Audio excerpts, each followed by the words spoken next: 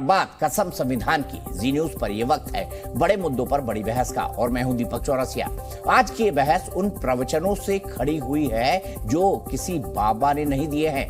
बाबा बागेश्वर धाम के प्रमुख धीरेन्द्र शास्त्री के पटना में दरबार का चौथा दिन था। आज भी 5 लाख से ज्यादा भक्तों की भीड़ थी जो धीरेन्द्र शास्त्री के साथ राम भजन करती रही। बाबा ने अपने भक्तों से कहा कि हर सनातनी को गर्व के साथ अपने ध्वज घर पर लहराना चाहिए। प्रवचन के नाम पर आज इतना ही था, लेकिन असल प्रवचन बाबा के नाम पर सियासत करने वालों ने दिए। दरबार में आरजेडी और जेडीयू का कोई भी धर्मभीरू नेता नहीं पहुंचा। आरजेडी के एक नेता ने बाबा को मदारी बता दिया और कहा कि ये तो पार्टी के लिए भीड़ जुटा रहे हैं, तो दूसरे नेता ने कहा कि धर्म के इतने ही सच्चे हैं तो मंच से अल्लाहू अकबर का नारा लगवा कर दिखाएं। बीजेपी से केंद्रीय मंत्री गिरिराज सिंह का भी बयान आया। उन्होंने कहा कि नीतीश कुमार भला कथा सुनने क्यों जाएंगे, उनके पास तो इफ्तार में ही जाने का टाइम रहता है। इसके बाद और भी नेता कूद पड़े। लालू यादव ने कहा कि धीरेन्द्र शास्त्री भी भला कोई बाबा है। वहीं उनके बेटे तेज प्रताप तो रामराज की थ्योरी के जवाब में कृष्ण राज वाला कॉन्सेप्ट ही निकाल रहा है। और इसके बाद मुख्यमंत्री नीतीश कुमार ने एंट्री ली। उन्होंने कहा कि धीरेन्द्र शास्त्री को एक खास मकसद से बिहार लाया गया है। उनका इशारा बीजेपी की तरफ था। नीतीश ने कहा कि सबको अपने धर्म के पालन की आजादी है और देश का नाम बदलना संभव नहीं है। इशारा उस हिंदू राष्ट्र के नारे की तरफ था जो हिंदुत्व ब्रिगेड को अच्छा लगता है। क्या नीतीश कुमार को यह डर है कि कहीं बिहार में जातियों में बटा वोट बैंक किसी एक छतरी यानी भगवा छतरी के नीचे लामबंद न हो जाए? इस बेचैनी को भी आज परखेंगे, सियासी प्रवचन भी आपको दिखाएंगे। लेकिन मैं आपको यह बता दूं कि कल ही कसम संविधान शो में आरजेडी के एक नेता ने बाबा बागेश्वर धाम धीरेन्द्र शास्त्री की तुलना अमृतपाल से कर दी थी, एक आतंकवादी से कर दी थी। क्या यह तुलना जायज है? इस पर भी बात करेंगे। श्री राम के दुलारे, अंजनी के प्यारे, श्री राम के दुलारे, अंजनी के प्यारे, हरते हैं रोग बाधा श्री हनुमान रे। दोनों हाथ उठाओ, बोलो बागेश्वर धाम की।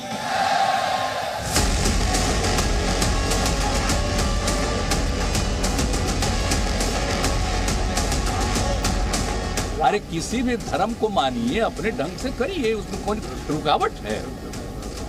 जो भी अपना धर्म की पूजा करे उसमें कोई किसी पर तो रुकावट तो है नहीं।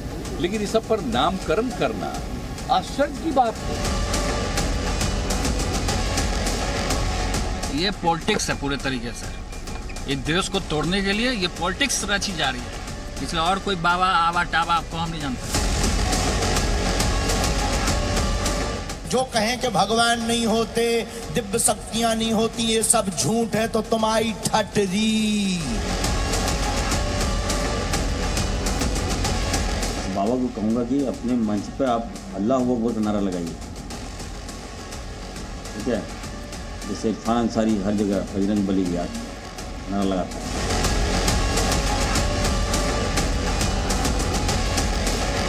मेरे भगवान को जिस तरीके से ये एक्सप्लॉयटेशन कर रहा है, भगवान की आस्था पर चोट कर रहा है, ये जिस तरीके से ये आरती उतारा जा रहा है नेताओं के द्वारा, ये क्यों भाई?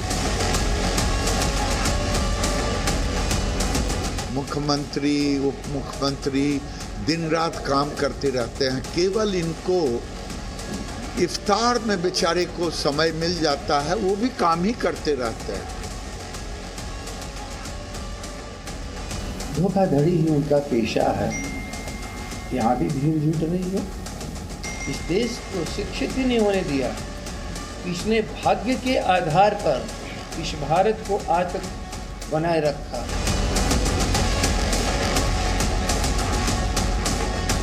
क्षमा करना, हमारे पास ना तो कोई सिद्धि है, ना कोई चमत्कार है, ना हम कोई महात्मा है, ना हम कोई ईश्वर है। हम तो साधारण इंसान हैं।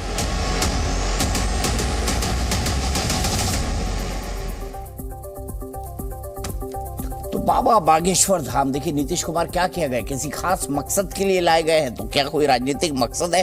बीजेपी क्या इनको लाई है? संतोष पाठक जी से इस पर बात करेंगे। बीजेपी के प्रवक्ता हैं बिहार बीजेपी के, वो मेरे साथ जुड़े हुए हैं। आरजेडी के स्पोक्स पर्सन चितरंजन गगन जी भी मेरे साथ है। कल उनकी बाबा बागेश्वर धाम की तुलना आतंकी अमृतपाल से की गई थी क्योंकि उसने सिख राष्ट्र की बात की। हालांकि वो जो बात करता है वो देश तोड़ने की करता है, हिंदू राष्ट्र की बात कहते हुए बाबा ऐसी कोई शर्त नहीं रखते हैं। साथ ही साथ मेरे साथ थोड़ी देर बाद महंत नवल किशोर दास भी जुड़ेंगे, professor Junaid Harris Islamic scholar, और साथ ही साथ जामिया के प्रोफेसर मेरे साथ जुड़ गए हैं। विनोद बंसल जी प्रवक्ता हैं विश्व हिंदू परिषद के, वो मेरे साथ हैं। और विवेक श्रीवास्तव जी लेफ्ट के नेता हैं, सीपीआई के नेता हैं, वो मेरे साथ जुड़े हुए हैं। गगन साहब, शुरुआत मैं आपसे करना चाहूंगा। आज लालू जी भी बोले आज ये कोई बाबा है क्या, आज तेज प्रताप जी भी बोले कि भाई हमारे कृष्ण भगवान में ज्यादा गुण थे, राम भगवान में कम थे, ये भी बता दिया तेज प्रताप जी ने। कल आपके एक नेता मेरे शो पे कह के गए कि भाई ये तो अमृतपाल की तरह आतंकी है बाबा धीरेन्द्र शास्त्री। क्या कहना है आरजेडी का इस पूरे मसले पर? दीपक जी, आरजेडी स्पष्ट रूप से धर्म के मामले में राजनीति को नहीं करना चाहती। यह व्यक्तिगत आस्था का चीज है, जिसको जहाँ आस्था है उसकी आराधना करता है, उस धर्म को मानता है, और इसमें काफी मतांतर है। तो जो कोई भी धर्म के को अगर राजनीति से जोड़ता है तो निश्चित रूप से वह जो सो कहीं न कहीं संविधान के खिलाफ उसकी गतिविधि, उसका कार्यकलाप माना जाएगा। तो आप गिरफ्तार क्यों नहीं करते भाई? संविधान के खिलाफ है अगर तो गिरफ्तार कीजिए ना।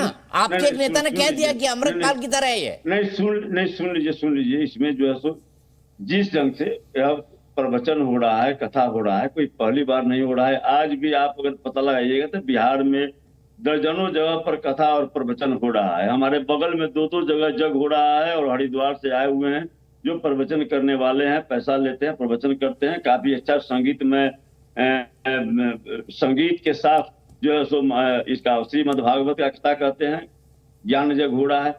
कहीं कोई इस जगह से नहीं देख रहे हैं। आज ही के दिन में बता रहा हूँ कि उज्जैन में लाखों, यहाँ पर तो भले ही आप लोग जो लोग मीडिया कर रही है कि इतना लाख लोग है, 3 लाख स्क्वायर फीट का पंडाल है, और चूंकि हम लोग बराबर रैली वगैरह करवाते रहते हैं, 3 लाख स्क्वायर फीट में 1 लाख लोग बैठ सकता है।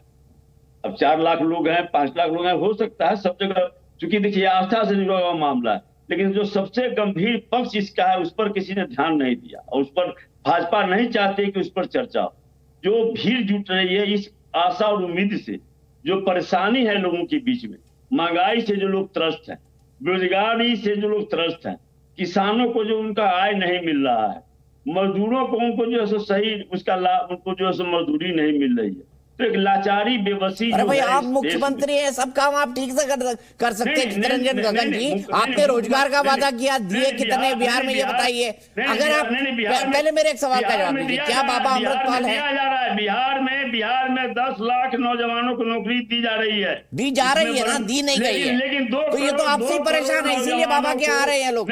आप खुद कह रहे हैं कि ये लोग नौकरी न मिलने से परेशान है, इसलिए बाबा के पास आ रहे हैं। तो ये तो आपसे नाराज लोग हुए चितरंजन जी। बिहार, मैंने कहा बिहार सरकार 10 लाख नौजवानों को नौकरी देने जा रही है। देने कब जा रही है मेरे भाई? सबसे बड़ी बड़े भाई कब देने जा रही है? आप तो पहली मीटिंग में करने वाले थे नौकरी। नहीं, अभी तक लगभग 1 लाख लोगों को नियुक्ति पत्र दिया जा चुका है। अच्छा। और अभी आज ही निकला 1,70,000 शिक्षक की बहाली का निकला है, जो अभी 1-2 दिन में उसके विज्ञप्ति आने वाली है। अच्छा, ये बेरोजगारी से परेशान लोग हैं, क्योंकि आरजेडी की सरकार में बेरोजगारी है, उससे परेशान लोग हैं 5 लाख, इसलिए बाबा को सुनने आ रहे हैं, ये कह रहे हैं आप? नहीं, जिस ढंग से प्रचार प्रसार किया गया कि बाबा जो है सबका कष्ट हर लेंगे, वहां पर जाने के बाद में उनकी समस्याओं का समाधान होगा, तो वही लोग हैं जो कि परेशान है, महंगाई से त्रस्त है। महिलाएं देख रही है साहब जो है सो कितना रेट बढ़ गया गैस का, जो महंगाई की स्थिति दिन पर दिन बढ़ती जा रही है, तो जो सो महिलाएं उस आशा में जा रही हैं कि भाई महंगाई कम हो। सर आपने बोल दिया, मैं एक सवाल पूछ रहा हूँ, प्लीज जवाब दीजिए।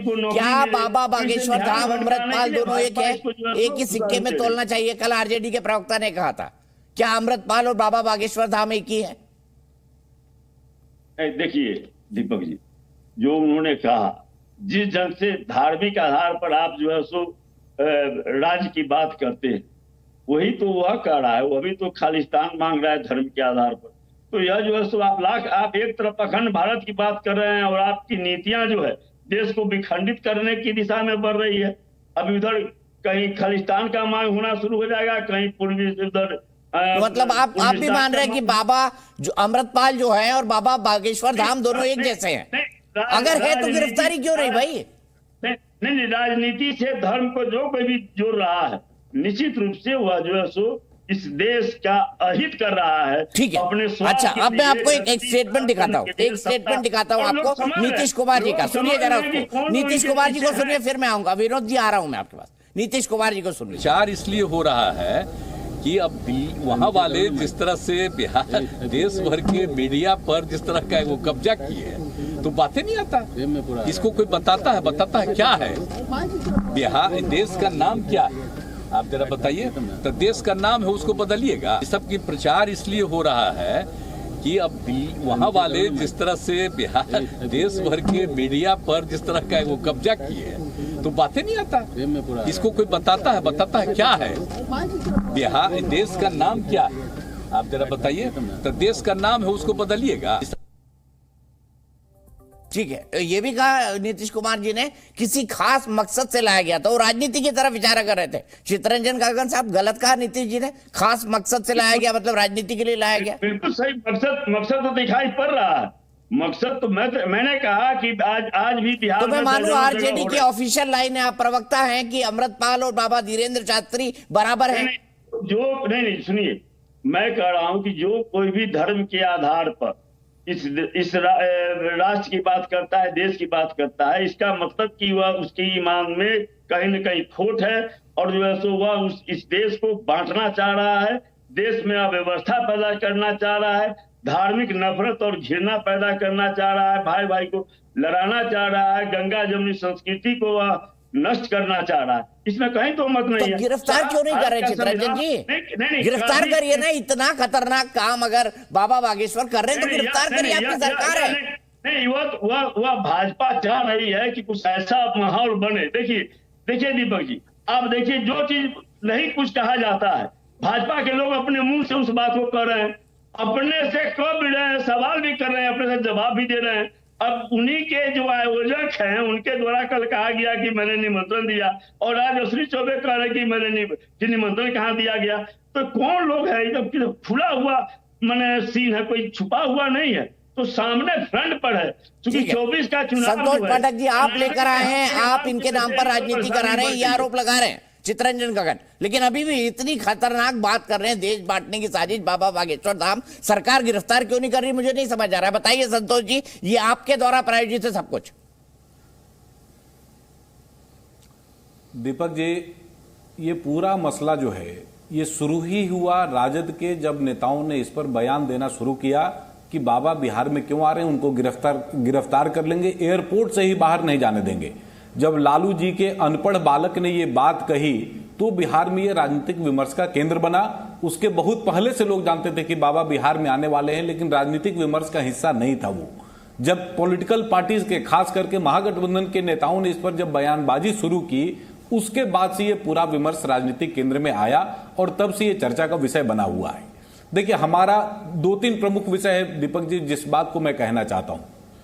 जिस राजनीतिक एकीकरण के लिए नीतीश कुमार जी अपना अश्वमेध का घोड़ा लेकर पूरे देश का दौरा कर रहे हैं, और उनके पास ये समय नहीं है कि बिहार के प्रमुख मसलों की तरफ ध्यान दे सकें, इस नाते इस प्रकार की अनर्गल बयानबाजियां बिहार में की जा रही हैं क्योंकि लोगों का ध्यान भटकाया जा सके। बाबा की अपनी पॉपुलैरिटी है, समाज के लोगों ने उनको बिहार में बुलाया, उनको लगा कि इनका प्रवचन अगर बिहार में हो तो बिहार के लिए और बिहारियों के लिए कुछ बेहतर हो सकता है, इस नाते उन्होंने बुलाया। अगर राजनीतिकरण इसका नहीं किया गया होता तो इस प्रकार की डिबेट चर्चा में नहीं आती।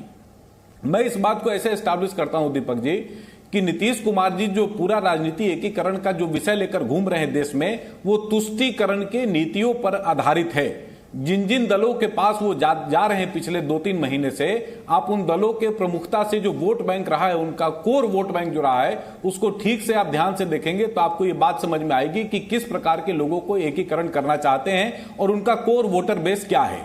इसलिए बिहार में बागेश्वर वाले बाबा को भी लेकर एक बड़ी राजनीतिक साजिश इन्होंने रची, जिसकी वजह से ये पूरा विषय चर्चा के विषय में या बना हुआ है, चर्चा का विषय बना हुआ है। सामान्य लोगों की अपनी समस्याएं हैं और सामान्य लोगों की अपनी अपनी बातें हैं। मैं एक छोटा सा एक टाइमलाइन में आपको ध्यान दिला देता हूं।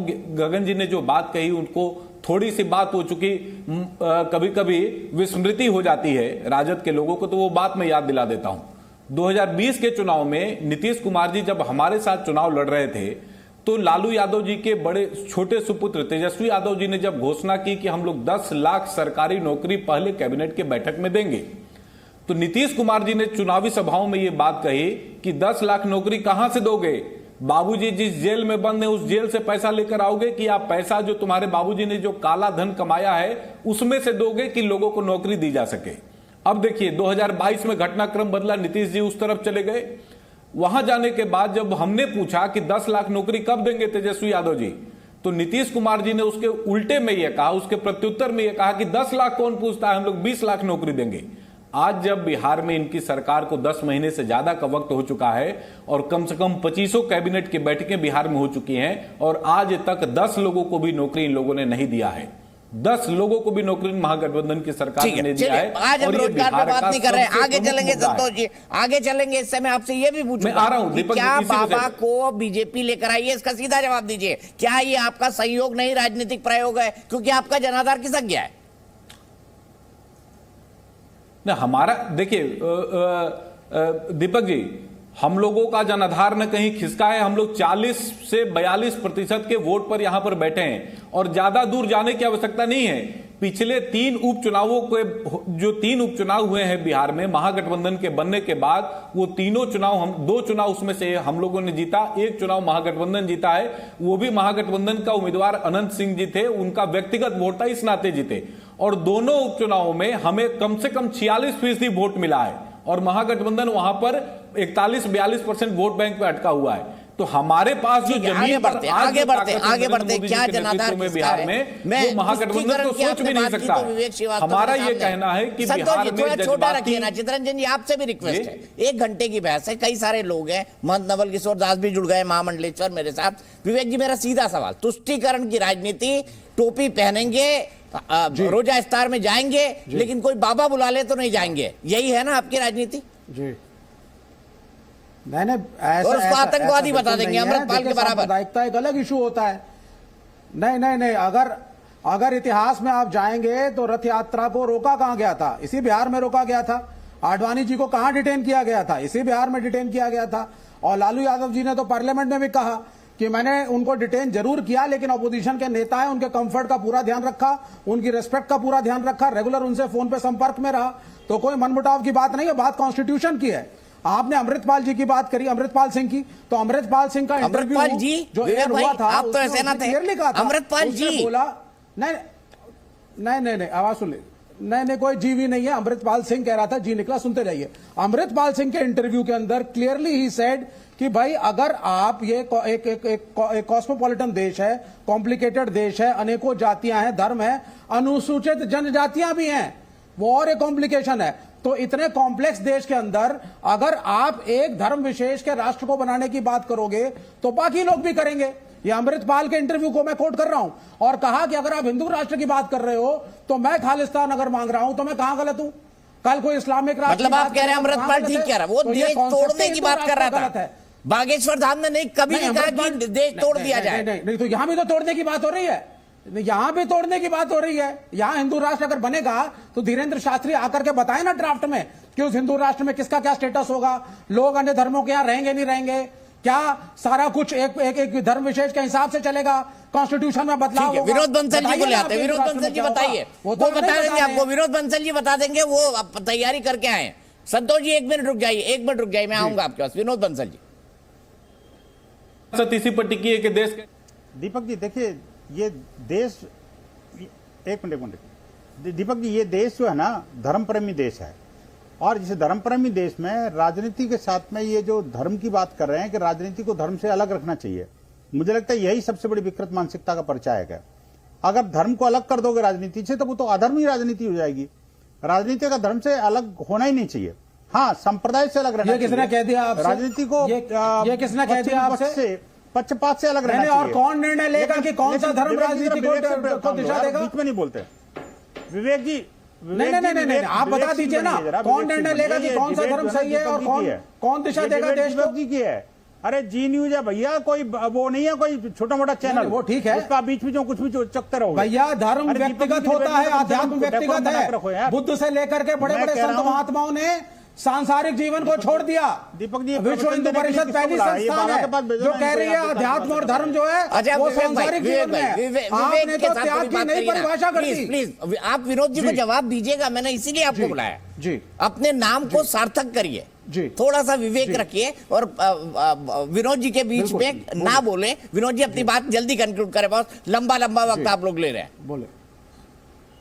हाँ नहीं दीपक जी, मैं तो बहुत शॉर्ट में आप बात करने वाला हूं। मैं कहता हूं ये देश धर्म प्रेमी है, इसमें पूज्य संतों का सम्मान किया जाता है, कथा प्रवचन करने वालों के पैर धो के पिए जाते हैं।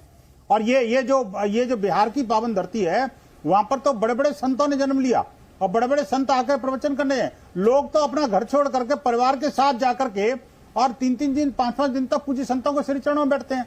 और वहीं बिहार की राजनीति किस निकृष्टता की तरफ चली गई है, इस बात का जो जवाब आपके ओपनिंग स्टेटमेंट में मिल गया कि आखिरकार एक संत के साथ में उसकी एक अतिवादी के साथ तुलना करना कितनी ओछी और घृणित राजनीति है। मैं कहना चाहता हूं, आप देखिए, व्यक्तिगत रूप से आप उसकी किसी के दुश्मन हो सकते हैं, व्यक्तिगत रूप से आप उसके सहमत हो सकते हैं, लेकिन इसका अर्थ ये नहीं कि आप उसको कोई किसी संत को प्रवचन करने से रोक दें। वहां पर आया हुआ उमड़ा हुआ जनसमूह, वो उनके जो श्रद्धालु लोग हैं, उन्होंने सरकार के गाल पर इतना तीखा तमाचा मारा है कि आज ये सरकार के प्रतिनिधि आपके चैनल पे बैठ करके ये गिनती गिनने लग गए कि वहां पर 3 लाख जो हेक्टेयर जमीन थी और वहां 1 लाख लोग बैठ सकते हैं, 4 लाख नहीं है। अरे भाई 1 लाख थे, आखिरकार तमाचा तो पड़ गया ना। मैं कहना चाहता हूँ बाबा, और बात ये हिंदू राष्ट्र की बात है, हिंदू राष्ट्र को किसी और बात से कैसे तोल सकते हो भाई। और ये विवेकशील व्यक्ति को ये बता दूं, ये जरा विवेक की घंटियां खोल लो विवेक जी। जब हिंदू राष्ट्र की हम बात करते हैं तो सर्वेभवन्तु सुखिनः सर्वे सन्तु निरामया की बात करते हैं सर। हिंदू राष्ट्र की बात करते हैं तो वसुधैव कुटुंबकम की बात करते हैं। अरे विवेक भाई एक बात बताइए ना, स्वारंभ की बात करते हैं, हमको राजनेता बनने लगे नहीं करते, अगर कोई गजवा हिंद की बात नहीं करते सर, अगर कोई संत राजनेता बनने लगे गजवा हिंद की बात नहीं करते। अगर धीरेन्द्र शास्त्री पॉलिटिकली एम्बिशियस हो जाए तो मेरी गलती है क्या? कौन संत राजनेता बन गया? शास्त्री अध्यात्म को छोड़ के साधना को छोड़ करके राजनीतिक दलों से हॉबनॉबिंग शुरू कर लगेगा ना, तो मेरी गलती है क्या? अगर आप वास्तव में अगर वो वोट मांगने लगे पर्टिकुलर पॉलिटिकल पार्टी के लिए तो मेरी गलती नहीं है ना सर। बनता है अध्यात्म तक सीमित रहेंगे, कोई कुछ नहीं कह रहा है। आप जैसे लोग तो सदियों से यहाँ पे संत रहे हैं ना जी, आप जैसे लोग तो अच्छा विवेक जी, हम किसी आतंकवादी के साथ नहीं है, लेकिन जो संत महात्मा है वो भी राजनीति करना है। अच्छा विवेक जी आपने कभी पूजा पाठ किया है घर में? बचपन में कोई कथा वथा सुनी है? अरे आपने कभी हवन किया है, कथा वथा सुनी है विवेक जी बचपन में? बाद में तो अपलिफ्ट में हो गए, तो वहां पे तो धर्म अफीम है। ये तो अफीम मानते हैं उसको। आपने सुनी है कभी बचपन? उससे भाई मैं ये तो ज्यादा मैं ये कह रहा हूँ, नहीं मैं सवाल पूछ रहा हूँ, आपने सुनी है कभी कोई कथा, कभी कोई हवन किया विवेक जी? और उन कत्लेआम करने वालों को जवाब दीजिए ना, जवाब। मैं उससे क्या फर्क पड़ता है? नहीं उसमें बोलते हैं, फर्क क्या पड़ता है? उससे कोई फर्क नहीं पड़ता। फर्क पूरी धरती में शांति हो, विश्व का कल्याण हो, 70-75 विश्व का कल्याण हो, ये नहीं कहते क्या हम? नहीं कहते हैं कि नहीं कहते हैं?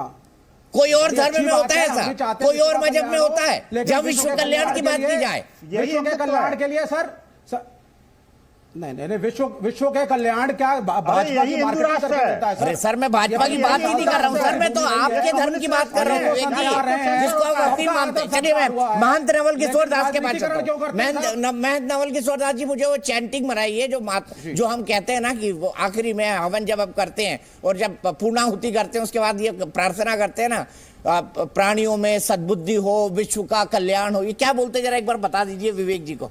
विवेक जी भूल गए। हम शांति मंत्र बोलते हैं, सर्वे भवन्तु सुखिनः सर्वे सन्तु निरामया सर्वे भद्राणि पश्यन्तु मा कश्चित् दुःखं भवेत्। गौ शांति, पृथ्वी शांति, हम सबको शांति प्रतिभा करने वाला है। सनातन धर्म सर्वभूत का प्रतीक भैया। सनातन का मतलब होता है सभी के लिए।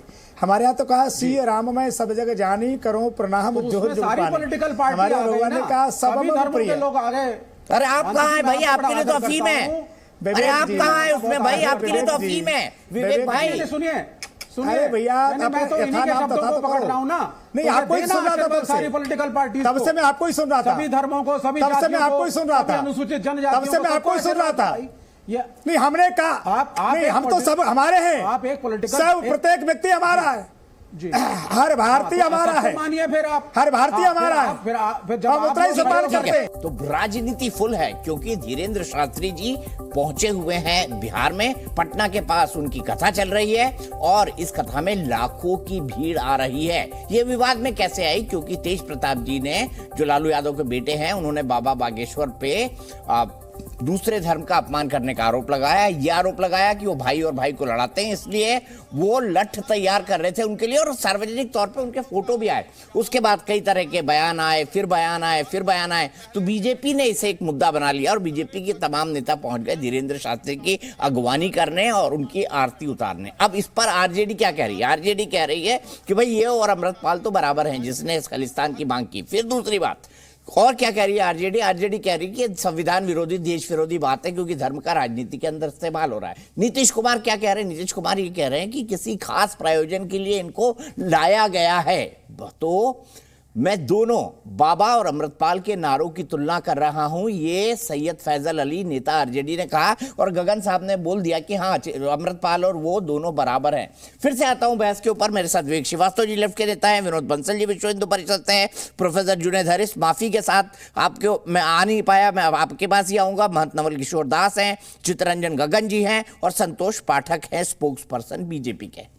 अब मैं आपको बताता हूं विवेक जी, महंत जी बोल रहे थे, तो महंत जी एक बार शांति मंत्र आप बता ही दीजिए और उसका हिंदी मीनिंग भी इनको समझा दीजिए कि क्या कहा जाता है। देखिए, हम व्यापकता की बात करते हैं। मैं 10 सेकंड सर्वे वो बोलते उसके बाद 10 सेकंड आपको दिया। सर्वे भद्रा पसंत माकस भाव भवेत। हर जीव सुखी हो, औषधि सुखी हो, पृथ्वी आकाश सुखी हो। हम व्यक्ति की बात नहीं करते, हम व्यापकता की बात करते हैं क्योंकि हम बसते कुटुंब की बात करते हैं। पर मैं जानता हूं दीपक जी, कुछ लोग चाहते हैं कि हिंदू की बात न करें, ताला लगा देना चाहते हैं, चुप कर देना चाहते हैं, डराना चाहते हैं। हमें पता है आपकी योजना क्या है, हम जानते हैं कि आपने कह रखा है कि 47 तक आप क्या कर दोगे। नहीं, हमारे कोई योजना नहीं है। अब हिंदू जातिवाद क्षेत्रवाद में बटेगा नहीं। अब हम राष्ट्र के लिए काम करते हैं, धर्म के लिए काम करते, किसी पार्टी के लिए काम नहीं करते। आप रामकथा नहीं करने दोगे, आप प्रवचन नहीं करने दोगे जी। भाई आपकी प्रार्थना में अपोजिशन पार्टीज की कोई जगह नहीं है। दुनिया की बात करें, सर्वे भवन्तु सुखिनः। विवेक श्रीवास्तव जी, आपके कहाँ बात करते हैं ना, ये तो खड़े हो जाते हैं भाजपा के साथ। अगर न्यूट्रल होते, सबको आशीर्वाद देने वाले होते संत महात्मा आज हमारे देश के, तो कंट्रोवर्सी कहाँ थी? हर आदमी इनके चरणों में गिरता। लेकिन ये तो सिलेक्टिव है। आप तो सिर्फ बीजेपी की बात करते हैं सर। पूरी दुनिया की शांति की बात कर रहा हूँ भाई, कहना अलग है। इलेक्शन के टाइम विवेक श्रीवास्तव जी, जब खत्म हो जाता है शांति मंत्र तो क्या बोलते हैं? ये भी सुन लीजिए, धर्म की जय हो, अधर्म का नाश हो, प्राणियों में सद्भावना हो, विश्व का कल्याण हो। कहीं और किसी और मजहब में ये प्रे किया जाता है। हम घर में बहुत अच्छी बात है, लेकिन ये धर्म को बीजेपी से जोड़ देते हैं। हिंदुओं का कल्याण हो, ये धर्म को बीजेपी से जोड़ देते हैं, अधर्म को अपोजिशन पार्टी से जोड़ देते हैं। यही तो हमारी समस्या है। का कल्याण हो। आप अगर आप भारत के अंदर यात्रा निकालिए महंत जी करप्शन के खिलाफ, मैं आपके साथ चलूंगा। आप न्यूट्रल तो रहिए, आप न्यूट्रल नहीं रहते हैं। ठीक है, चित्तरंजन गगन जी कुछ जोड़ना चाहते हैं, उनके पास जाऊंगा, चित्तरंजन गगन जी एक मिनट, विवेक भाई रुक जाइए, 1 मिनट रुक जाइए। चित्तरंजन गगन जी एक छोटी सी लाइन में अपनी बात कहिए। क्या तरीका है भाई? दीपक जी, ताला लगा देना चाहते हैं हिंदुओं के मुख पे, आप बोलने नहीं दोगे। दीपक जी, अभी विनोद जी कह रहे थे कि यहाँ बिहार जो है सो बुद्ध की और महावीर की भूमि रही है। मैं भी वही कह रहा हूँ, लेकिन यही जिनके बारे में कह रहे हैं कि संत हैं, क्षेत्र है। नहीं, हम सुन लीजिए। आज उन्होंने क्या कहा, आप जरा इसको गौर कीजिए। बिहारी खतरनाक होते। अब बताइए कितना बड़ा कमेंट शास्त्री जी ने किया बिहारियों पर। उसमें यह नहीं कहा कि यहाँ राजद के या लेफ्ट के, उन्होंने सारे बिहारियों को कहा खतरनाक होते हैं। नहीं, दीपक जी याद नहीं, देशद्रोहियों की बात कर रहे हैं। सुना दीजिए ना, कहा उन्होंने किस अंदाज में कहा। सुन लीजिए, और दीपक सुना दीजिए ना, सुना दीजिए। ये कहा उन्होंने बिहारी खतरनाक होते हैं। विश्व हिंदू परिषद का प्रवक्ता है, ऐसी घटिया बातें नहीं करता। तो सुना दीजिए ना मालिक, हमें भी सुना दीजिए, मोबाइल खोल के सुना दीजिए। अरे भाई साहब बताओ ना क्या कहा, बिहारी खतरनाक होते हैं। मुझे बताइए घटिया राजनेताओं की घटिया सोच के साथ में बड़े चैनल पर नहीं आते। दीपक जी बड़े चैनल पर डिबेट मैं करनी है कहना तो कम चाहता से कम जो है ना अभी विनोद जी सुन लीजिए प्लीज, गगन जी कंक्लूड करिए, गगन जी कंक्लूड करिए, विनोद जी एक मिनट सुन लीजिए। अभी जो है सो महंत जी कह रहे थे सर्वे भवन्तु सुखिनः सर्वे सन्तु निरामया वसुधैव कुटुम्बकम, सब कह रहे थे और नफरत और घृणा की बात भी कर रहे हैं। दोनों चीज कैसे हो सकता है, विरोधाभास दोनों में है। हिंदू राज की बात करते हैं, मैं एक लाइन में मैं उसको कहना चाहूंगा। जब 1950 में भारत का संविधान लागू हुआ, की बात करी ना, बताओ ना। अरे सुनिए ना, बोल रहे हैं कौन से गणना की बात करी? अरे गणना की बात तो आप कर रहे हो। अरे बिहार के अंदर जो संत आया उसके पैरों को धोकर पीना चाहिए था आपको, और आप उसको गालियां दे रहे हो। शर्म आनी चाहिए आपको। ये बिहार की मर्यादा नहीं है, ये बिहार का धर्म नहीं है। बिहार जो है ना शिक्षा की तरफ बढ़ रहा है। अरे भाई साहब पूरी दुनिया को ज्ञान देने का केंद्र है बिहार, नालंदा विश्वविद्यालय। अच्छा गगन साहब आप अगर ऐसे बोलेंगे तो आपकी आवाज कट जाएगी। आप स्काइप पे जुड़े हुए हैं गगन साहब। विनोद जी रुक जाइए ना, एक के ऊपर एक नहीं, क्या होता है दर्शक समझ नहीं पाते बात को। गगन साहब कंक्लूड करिए, मैं सीधे संतोष पाठक जी के पास जाऊंगा। दीपक जी मैं कह रहा हूँ कि 1950 में जब भारत का संविधान लागू हुआ, आरएसएस का जो मुख्य पत्र है ऑर्गेनाइजर, उसमें बजाबता से लेख छपा जिसने भारतीय संविधान का विरोध किया, और उसमें कहा गया कि जो हमारी पुरानी परंपरा है, सिस्टम है, वह लागू होना चाहिए, सनातन धर्म नहीं। जिस हिंदू धर्म की बात कर रहे हैं, क्या बात कर रहे हैं चित्रंजी, पता नहीं 1950 में आप कहाँ चले गए। एक मिनट, आज की बात करते हैं, बाबा बागेश्वर धाम की बात करते हैं। सीधे मैं जुनैद हैरिस के पास चलता हूँ। जुनैद हैरिस, आपको भी क्या बाबा लगते हैं अमृतपाल की तरह? नहीं है, धन संचय करने का अधिकार नहीं है। पिछड़ों का काम केवल सेवा करना है, ठीक है। दलितों का काम केवल। अच्छा ठीक है, जुनैद हैरिस साहब माफी के साथ लेट आ रहा हूँ, बताइए आप क्या आपको भी अमृतपाल लगते हैं? क्योंकि आरजेडी तो कह चुकी है। देखिए मैं एक चीज़ क्लियर करूं कि आखिर हमारे देश के संविधान में ऐसी क्या कमी है कि हम उसके लिए अलग से किसी शब्द की डिमांड कर रहे हैं।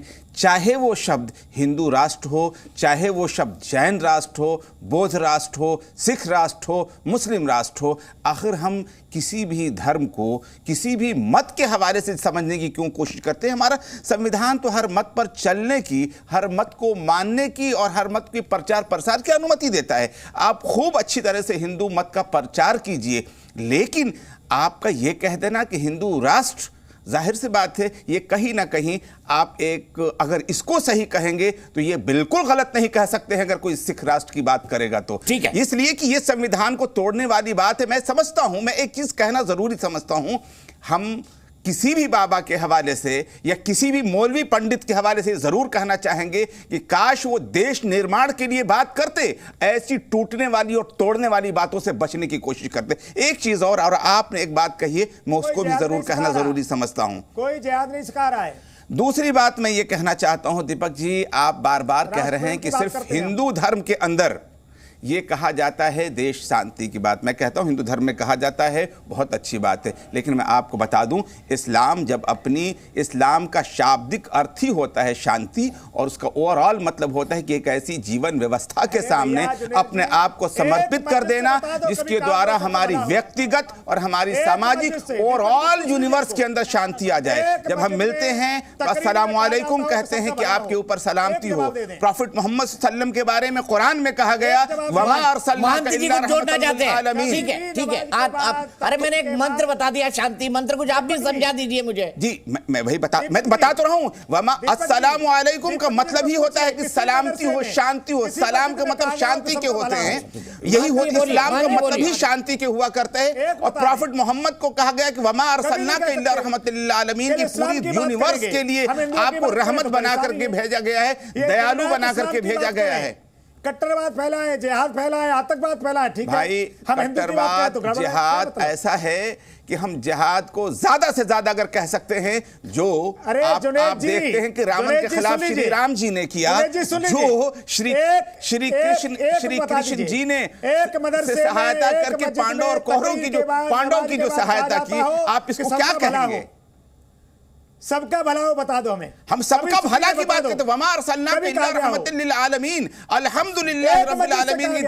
अल्लाह रब्बुल आलमीन पूरी दुनिया का पालनहार है और सभी का। इस्लाम की बात की जाती है, मैं कह रहा हूं इस्लाम की। एक कोई मंत्र बता दीजिए ना हमको, जैसे जैसे हमारे यहाँ शांति मंत्र होता है, सर्वे भवन्तु सुखिनः, हम तो पृथ्वी अंतरिक्ष इसकी शांति की बात करते हैं। एक विश्व शांति की बात देते हैं, उनको गोली मार देते हैं आप, उनको मैं आपको बता दे रहा हूं, जब हम मिलते हैं तभी अस्सलाम वालेकुम कहते हैं। अस्सलाम को आपके ऊपर शांति हो, मतलब अस्सलाम वालेकुम में सब कुछ छुपा हुआ है। नहीं, हाँ छुपा हुआ है, सब कुछ छुपा हुआ, ठीक है, सब कुछ छुपा हुआ है। मैं आगे बढ़ता हूँ। आप मानते हैं अस्सलाम वालेकुम में सब कुछ छुपा हुआ है? फिर मैं संतोष जी के पास जाऊंगा, बताइए। पूरी की पूरी टीचिंग ही इसी पर आधारित है इस्लाम की। इस्लाम एक शांति का धर्म है, तो पाकिस्तान में हिंदू क्यों नहीं रह पा रहा, कश्मीर में हिंदू क्यों नहीं रह पा रहा? यदि इस्लाम धर्म शांति का प्रतीक है तो पाकिस्तान में हिंदू क्यों नहीं रह पा रहा, कश्मीर से हिंदू क्यों भागा? आपको बता दूं, सुने और ये भी बता दीजिए जुनैद भाई, पाकिस्तान में मुसलमान ही मुसलमान को क्यों मार रहा है, मुझे बताइए ना। अफगानिस्तान में मुसलमान ही मुसलमान को क्यों मार रहा है, ये भी बता दीजिए। अब हिंदू डरने वहां तो कोई आरएसएस बीजेपी नहीं है। बोलने दीजिए। ऐसा है कि अशोक का पोता हजरत था। सुनने आज के पाकिस्तान की बात करिए ना, क्षमता रखें। आज के पाकिस्तान की बात करिए, आज के पाकिस्तान की बात करता हूं। हजरत को जिन लोगों ने मारा वो कौन लोग थे? जिन्होंने पूरी तरीके से हिंदुस्तान के अंदर जो कि पवित्र बुद्ध का और महावीर जैन का ये बिहार था, किसने बुद्धों को हिंदुस्तान से खत्म कर दिया? जब तक गुप्ता पीरियड नहीं कायम हो गया तब तक बुद्धों को कौन मारता रहा है? कुछ नहीं बोलो, चलिए विवेक बताइए, क्या आप बता दीजिए। दुनिया की सलामती की है, ये कहना है, आप मानते हैं बात को, मानते हैं विवेक? सुने, पाकिस्तान एक नाकाम मुल्क का नाम है। पाकिस्तान जिन लोगों ने बनाया वो बाप दादाओं ने मांग कर बनवाया था भाई, आपके ही बाप दादाओं ने बनवाया था। नहीं, हमारे बाप दादाओं ने नहीं बनवाया था। हमारे बाप दादा मौलाना आजाद थे, जिन्होंने ये कहा था कि अगर आजादी हिंदू और मुसलमान को बांटकर मिलेगी तो हमें ऐसी आजादी भी नहीं चाहिए। ले क्यों नहीं भाई मौलाना आजाद ने वो आजादी? ले क्यों नहीं मौलाना आजाद ने वो आजादी? आजादी उसी भारत में रहे जिसमें सब लोग मिलकर जुल करके रहे। अच्छा। उनका साथ नहीं दिया। आजादी मेरे भैया पाकिस्तान को बांटकर ली क्यों मौलाना आजाद ने आजादी? इसका भी जवाब दे दीजिए। कौन सी आजादी ली? आज भी वो हिंदू और मुसलमान एकता वाली आजादी वाले मुल्क में रहना उन्होंने गवारा किया था। पाकिस्तान का हमेशा मतलब तर्क के नाम पर आप प्रोफेसर साहब, आप प्रोफेसर हैं, मुझे समझ नहीं आता। मुझे बताइए ना, मौलाना आजाद ने कहा था मेरी लाश पे बनेगा पाकिस्तान, तो ले क्यों ली आजादी पाकिस्तान बनवा के? बताइए ना। लाश पर बनेगा ये आप कह रहे हैं, मैं तो ये जानता हूं उन्होंने कहा था। आप बता दीजिए क्या कहा था मौलाना आजाद ने, क्या कहा था ये बता दीजिए। मैं बता दे रहा हूं, उन्होंने कहा था कि हमें वो आजादी नहीं चाहिए जिसमें हिंदू और मुसलमान बांट दिए जाएं। अच्छा। हमें अगर आसमान से कोई फरिश्ता उतर कर भी कहे कि तुम्हें आजादी मिलेगी लेकिन हिंदू और मुसलमान अलग अलग होंगे तो हमें वो आजादी नहीं चाहिए। जाहिर सी बात है, जिन लोगों ने वो आजादी दी या जिन लोगों ने ली वो गलत है। अच्छी बात, सबसे ज्यादा इसका नुकसान। विवेक शिवाजी, एक मिनट, आप बहुत आगे निकल गए, हमको बाबा बागेश्वर तक ही रहना था। आपने बोला था, इसलिए मैंने पाकिस्तान का मुद्दा उठाया था कि पाकिस्तान में मुसलमान समझ में नहीं आता कि पाकिस्तान ये समझा दीजिए। आपने दिया है, पाकिस्तान तो आपने बनाया है, मुसलमानों को कई धड़ों में तो आपने बांटा है।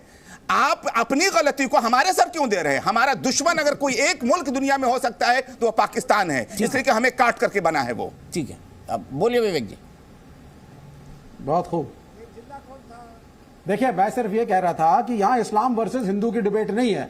यहाँ अगर हम इस डिबेट में उतर गए कि साहब बेहतर रिलीजन कौन सा है, कौन से, अब आप एक बात बताइए, पुष्यमित्र शुंग जो कि एक हिंदू राजा था, 64,000 बुद्धिस्ट स्तूप तोड़े और बुद्ध यहाँ से उसने पैसा लगा रखा था कि आप मार कर, ये इतिहास है, मैं गलत नहीं कह रहा। दूसरी बात मुझे बताइए, यहाँ इस्लाम की वजह से हिंदू धर्म फैला नहीं, बुद्ध धर्म कैसे फैल गया? नहीं, ये बहुत हिंदुओं को लड़ाने की बात कर रहे हैं। सुनिए मैं ये पूछना चाहता हूँ, बुद्ध धर्म कैसे फैल गया? बाबा बागेश्वर पे वापस आ रहा हूँ, मुझे जाना ही नहीं इस डिबेट पे, मुझे जाना ही नहीं। कौन सा धर्म अच्छा है, कौन सा बड़ा है, जाना ही नहीं। सीधे संतोष पाठक जी के पास चलता हूँ। संतोष पाठक जी, आपने सब कुछ सुन लिया। अमृतपाल है बाबा बागेश्वर, बताइए कह रहा हूँ बुद्ध धर्म कैसे फैल गया? प्लीज समझाइए, मैं जा ही नहीं रहा हूँ इस्लाम वर्सेस हिंदुइज्म में। प्लीज संतोष पाठक जी बताइए, बाबा बागेश्वर अमृतपाल है, क्या कहेंगे आप इस पर? चितरंजन गगन जी ने कह दिया। दीपक जी, 2-3 महत्वपूर्ण संदर्भ है, उसको समझाने के बाद मैं आता हूं इस बात पर। इनका यह कहना है कि भारत संविधान के हिसाब से चलना चाहिए और संविधान के सबसे बड़े पैरोकार के रूप में ये लोग देश के सामने आते हैं और टीवी पर सामने आते हैं। अभी जब 27 दुर्दांत अपराधियों को छोड़ने का फैसला बिहार सरकार ने किया, तब संविधान आड़े नहीं आया, तब संविधान की जरूरत नहीं महसूस हुई और संविधान याद भी नहीं आया। संविधान को अपने हिसाब से बदल लिया गया और वोट बैंक को मजबूत किस प्रकार से किया जा सकता है, इस पर सरकार ने काम भी कर लिया। दूसरी बात, गुलाम रसूल बलियावी, ये जदयू नामक जो पार्टी है बिहार में, उससे एमएलसी रहे हैं और राज्यसभा के सांसद रहे हैं। और अभी से कुछ दिनों पहले, 1-1.5 महीने पहले, इन्होंने खुलेआम हजारीबाग में भरी सभा में आयोजन करके उसको कहा कि पूरे भारत के शहरों को करबला बना देंगे, करबला। उस व्यक्ति को प्रोत्साहित करने के लिए नीतीश कुमार जी हो, लालू प्रसाद यादव जी हो, कांग्रेस के दूसरे नेता हो, एक शब्द इन्होंने नहीं बोला, उस पर एक शब्द नहीं बोला। दूसरी बात, देखिए गगन भैया, हम नहीं बोले थे आपके बीच में, गगन भैया नहीं बोले थे बीच में मत बोलिए, बहुत देर के बाद मौका आया है हमको। रोजा खोलने के वक्त जब पटना शहर में मेन स्टेशन पर खड़ा होकर एक व्यक्ति ये चिल्ला कर अतीक के पक्ष में जब नारे लगाने लगा और भारत मुर्दाबाद की बात कहने लगा, उस व्यक्ति को जो 30 वर्षों से पटना स्टेशन पर बैग का कारोबार करता है, बैग बेचने का, उसको मानसिक रूप से विक्षिप्त बनाकर महागठबंधन की सरकार ने छोड़ दिया, मुक्त कर दिया कि जाओ, तुम पर कोई संविधान का कानून लागू नहीं होता है। ये मुसलमान के वोटों के लिए देखिए इनकी बुद्धि क्या है। तुम दिन को अगर रात कहो रात कहेंगे, जो तुमको हो पसंद वही बात कहेंगे। यही बात है तुष्टीकरण की नीतियों के आधार पर जिस प्रकार से महागठबंधन की सरकार और नीतीश कुमार जी की सरकार बिहार में काम कर रही है, उसका प्रतिफल है ये भीड़ जो हम लोग सामने देख रहे हैं बाबा के कार्यक्रमों में और उनके आयोजन में। ना ये प्रायोजित भीड़ है, ना हमने भेजा है, और इसमें सभी धर्मों के, सभी जातियों के लोग वहां पर सम्मिलित हो रहे हैं। इस बात की चिंता महागठबंधन के नेताओं को है कि एक छोटा सा बालक, 26 वर्ष का बालक, हनुमान का पुजारी, इतने भारी संख्या में जो हम लोग पूरे जीवन शक्ति लगाकर जिसको इकट्ठा नहीं कर सके, उससे ज्यादा भीड़ यहां पर कैसे उपस्थित हो गई। महागठबंधन के नेताओं को इसी बात की चिंता है। अब आइए अमृतपाल के विषय पर, जो अमृतपाल का बात ये लोग कह रहे हैं, अमृतपाल जिस पार्टी के नेतृत्व में पंजाब में पनपा, उस पार्टी के मुखिया से मिलने के लिए नीतीश कुमार जी अभी दिल्ली में क्यों गए, ये सवाल पूछिए इनसे। नीतीश कुमार जी उस पार्टी के मुखिया अरविंद केजरीवाल से, जिसकी सरकार है, वहां पर उस व्यक्ति से क्यों मिलने गए। शिरोमणि अकाली दल के साथ भारतीय जनता पार्टी ने भी सरकार चलाई है पंजाब में। कभी अमृतपाल नाम का शख्स कभी उभरा क्या? कभी उभरा? लेकिन इन लोगों के मन में भारत को अशांत करना है। किसी भी परिस्थिति में भारत में सरकार बने, चाहे जो भी परिस्थिति बने, भारत बंट जाए, टुकड़ों में हो जाए। भारत की बंटवारी की जिम्मेवार यही लोग थे 1947 में भी, यही लोग 1947 में भी जिम्मेवार थे। हम नहीं थे तब, भारत में हमारी कोई राजनीतिक शक्ति 1947 में नहीं थी, इनकी तो थी ना। इस प्रकार के सेकुलर दलों की शक्ति थी, और उनके रहते कैसे भारत का बंटवारा हुआ, यह सवाल इनसे पूछिए। यह सवाल इनसे पूछिए कि भारत को करबला बना देने वाले लोगों पर कार्रवाई क्यों नहीं होती है। जदयू की तरफ से, राजद की तरफ से एक शब्द का बयान नहीं आता है। मेरे पास आज वक्त ये सवाल है, लेकिन कल इस मुद्दे को लेकर फिर बैठ जाएंगे, क्योंकि मुझे नहीं लगता कि ये मुद्दा यहीं पर खत्म होने वाला है। बाबा बागेश्वर संयोग है या प्रयोग है, ये चर्चा और ये डिस्कशन हमारा जारी रहेगा।